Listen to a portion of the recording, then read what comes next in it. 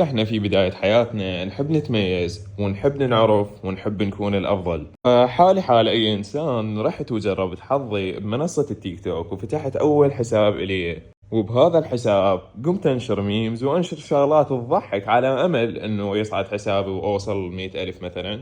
واستمريت ما يقارب السنتين من الاستمرارية وصنع الفيديوهات، وكنت أنشر باليوم 5 مقاطع، وهذا الشيء يحتاج له هواي جهد. وبعد ما وصلت 23 كي بهذا الحساب مالتي واللي ما اريد اذكر اسمه، فكرت بشغلة صغيرة.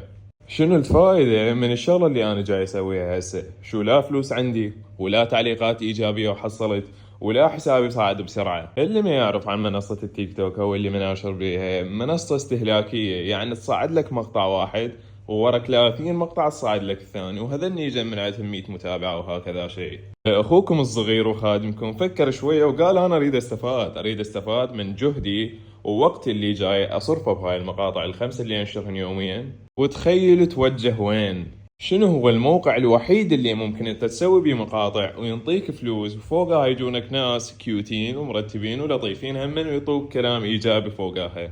اليوتيوب طبعا، وماكو منصة غيرها اذا اشتغلت بيها من الممكن ينطونك فلوس او الى اخره. يعني انا خو ما فاتح قناة على مود اضحكنك، لا والله صراحة انا اللي ببالي اريد اخذ فلوس، اريد اخذ كاش بيدي. مريت وفتحت القناة مالتي، واذا تلاحظ اكو مقاطع موجودة قبل سنتين بسنة 2023. بهذيك الفترة يا ما أعرف يمكن هم من قررت إنه أستثمر وقتي، بس ما استمريت، والسبب هو إنه المقاطع ما كانت تصعد عندي، وهم من يعني هواي تعبت بيها وما صعدت عندي مثل التيك توك اللي أقل مقطع أنشره إنه يجيب له مثلا 2000 مشاهدة. مشت وسيدنا فرقد علم غصبا على المعرضة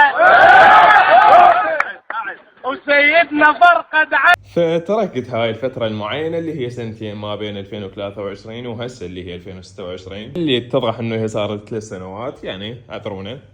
نشرت واستمريت وان شاء الله مستمر. وهاي يعني المقطع ما اريد انه يصير طويل لاني بعد بالبداية، وهاي خلونا اقصره. باي. بالمخدرات الحكم مالته راح يتناوب حسب كمية المخدرات اللي باعها والنوعية مال المخدر اللي هو يتاجر بيها. اني امك بيك تخيل تكون تاجر مال مخدرات وعايش